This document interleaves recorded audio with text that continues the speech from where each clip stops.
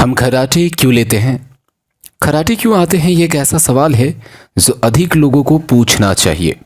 दोस्तों, मैं आपको बता दूं कि खर्राटे लेने के पीछे क्या कारण है, इस वीडियो में मैं आपको बताने वाला हूं। बने रहिएगा। और मैं हूं अजहर, आपके अपने YouTube channel A1 study centre में तहे दिल से स्वागत करता हूं। दोस्तों, आपने अक्सर देखा होगा कि जो लोग गहरी नींदों में सोया करते हैं वो अक्सर खर्राटे लिया करते हैं, और खर्राटों से खुद तो परेशान होते ही हैं, उसके साथ जो पार्टनर्स होते हैं उनको भी परेशान करते हैं। इसके पीछे क्या वजह है, इसके पीछे क्या कारण है, कौन से उपाय हैं जिसके कारण खर्राटे कम आएंगे, ये मैं आपको बताने वाला हूँ। चलिए दोस्तों, शुरू करते हैं, आगे के देखते हैं हम लोग। सबसे पहले बात करते हैं कि खर्राटा लेना एक खतरनाक स्लीप डिसऑर्डर है, यानी एक बीमारी है, और ये काफ़ी आम लक्षण होता है। खर्राटे लेने को एक अदर नाम से पुकारा जाता है जिसको कहते हैं ऑब्स्ट्रक्टिव स्लीप एपनिया, इसके रूप से उसको जाना जाता है। दोस्तों, ये एक डिसऑर्डर है। डिसऑर्डर का मतलब होता है कि ये एक खराबी है। अगर आप कभी कभी खर्राटे लेते हो तो ये कोई समस्या नहीं है, लेकिन अगर आप कंटिन्यूटी आपका बना हुआ है कि आप रोज़ खर्राटे लेते हो और काफ़ी ज़ोर से, और आप खुद तो परेशान होते हो, दूसरे को भी परेशान करते हो, तो मेरी सलाह मानो आप किसी डॉक्टर से कंसल्ट कर लो। अब बात करते हैं हम लोग कि खर्राटा से संबंधित ये बताया गया है कि कहीं भी 45% से 60% के जो वयस्क हैं कभी कभी खर्राटे लिया करते हैं, लेकिन इनमें से जो 25% जो बच जाते हैं, ऐसे वयस्क पुराने खर्राटे लेते हैं, यानी पूरी तरीके से खर्राटे लेते रहते हैं। अगर 25% की बात करें तो इसमें से जितने भी कपल्स आते हैं वो अलग अलग बेडरूम में सो रहे हैं, और अगर साथ में भी सोते हैं तो अपने कानों पे ईयर प्लग पहने हुए सोते हैं। इससे ये पता चलता है कि खर्राटा लेना कितनी बड़ी समस्या है। अगर आप इससे जूझ रहे हो तो इस वीडियो को पूरा देखना, कहीं भी स्किप नहीं करना। और अगर आप नॉलेज के लिए देख रहे हो, किसी को बताना है, तो पूरे वीडियो को लाइक ज़रूर करना। चलिए दोस्तों, देखते हैं। इसमें से जोर से खर्राटे लेने से सिर्फ बेड पार्टनर की नींद में खलल पड़ता है, बल्कि बार बार खर्राटे लेने वाले की नींद भी खराब होती है। यानी जो व्यक्ति सो रहा है, वो जो खर्राटा ले रहा है, वो भी उसको पता हो जाता है कभी कभी कि मैं खर्राटे ले रहा हूँ। कुछ लोगों तो पता भी नहीं चलता है कि मैं खर्राटा लेता हूँ या नहीं लेता हूँ। उसको जब उसका पार्टनर बताता है, या कोई माँ बाप या कोई भी हो भाई, वो बताता है कि भाई आज तूने सोया बहुत खर्राटे ले रहा था, इसका मतलब होता है कि उसको खुद नहीं पता होता है, और उसके खर्राटे उतनी दर्दनाक नहीं होती है। लेकिन कुछ लोग ऐसे खर्राटे लेते हैं कि उसके दूसरे को मेरी नींद में खलल डाल देते हैं, और उसको खुद भी आप में दिक्कतों का सामना करना पड़ता है, और ऐसे में उनको नींद पूरा नहीं हो पाता है।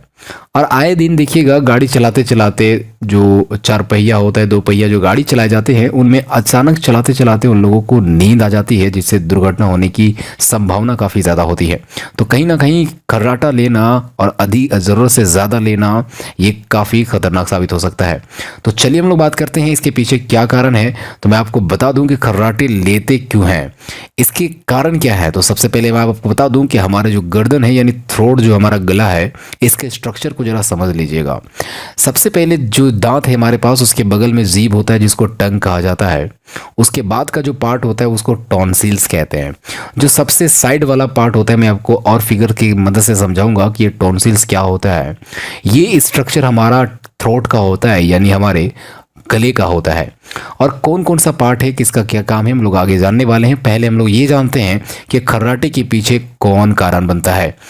खर्राटों के कारण अलग अलग चीज़ों से आते हैं, जैसा कि आप नीचे देखेंगे, मैं आपको आगे बताने वाला हूं। हालांकि खर्राटों की वास्तविक हल्की या तेज आवाज़ मुंह या गले के पीछे के कोमल ऊतकों के कंपन के कारण होती है। इसका मतलब ये हुआ दोस्तों कि हमारे मुंह में, यानी हमारे गले हैं, वो जो थ्रोट है उसके पीछे वाले पार्ट में कुछ हल्की मुलायम सी, है ना, फ्लेक्सिबल लचीली कुछ ऊतक हैं, कोमल कोमल टिश्यूज हैं। मैं आपको बता दूं ये ऊतक होते क्या है। जितने भी जीव है ना, उसका शरीर, अगर आप थोड़े से नॉलेजेबल हैं तो आपका जो शरीर है वो कोशिकाओं से मिलके बना होता है। कोशिकाओं के जो समूह होता है उसको हम लोग ऊतक कहते हैं, और ऊतकों के समूह से हमारा अंग बनता है। जैसे कि हमारा एक हाथ अंग है, नाक अंग है, तो इस तरीके से ऊतकों से अंग बनता है। तो कुछ ऊतक होते हैं जो फ्लेक्सिबल कोमल होते हैं, और उसके कंपन के कारण, यानी उसका वाइब्रेशन होने के कारण, ये कंपन होता क्या है, मैं आपको बता दूं कि आप एक रड ले लो, रड को कहीं से फिक्स कर दो और उसको पकड़ के खींच लो, तो देखिएगा उसमें कंपन होती है। तो इसी तरीके का कंपन होने से साउंड आता है। आप साउंड चैप्टर में अगर पढ़ोगे तो वाइब्रेशन होने के कारण साउंड निकलता है डियर स्टूडेंट्स।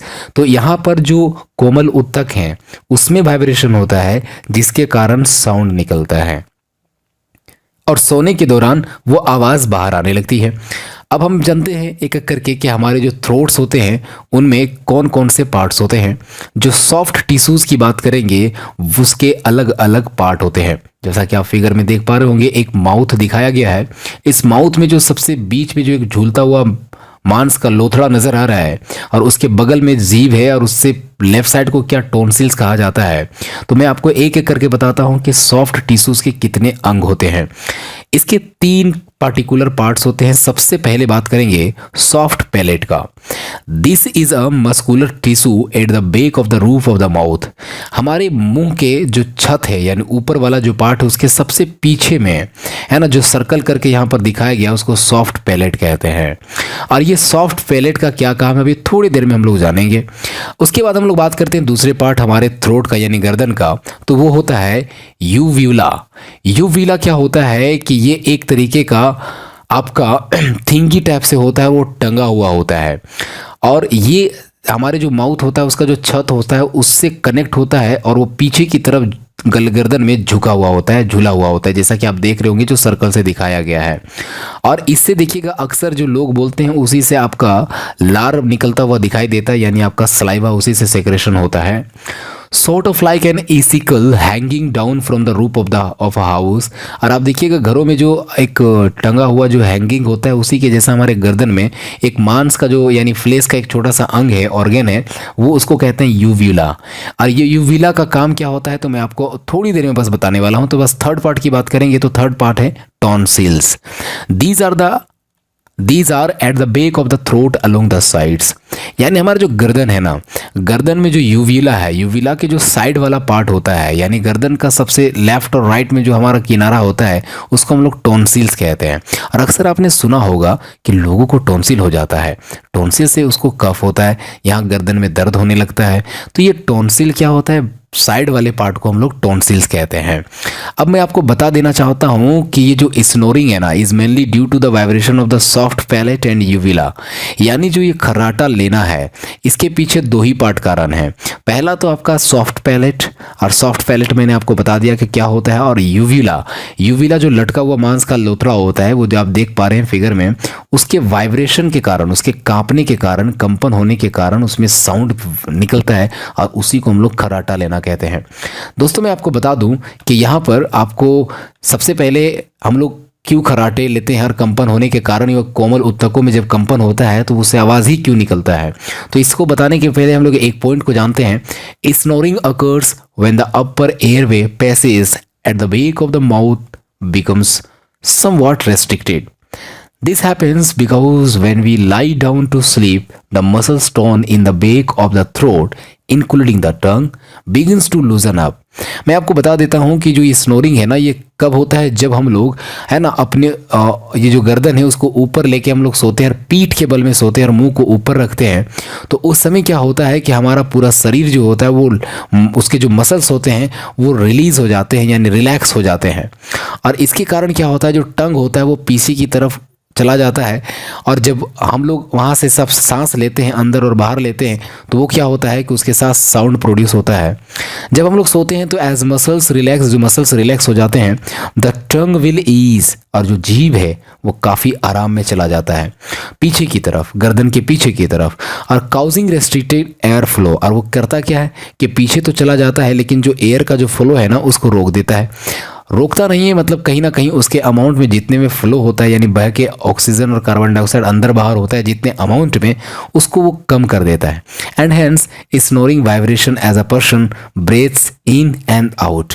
और इसके कारण क्या होता है कि जो व्यक्ति होता है वो खर्राटे लेता है और सांस को अंदर और बाहर करता है।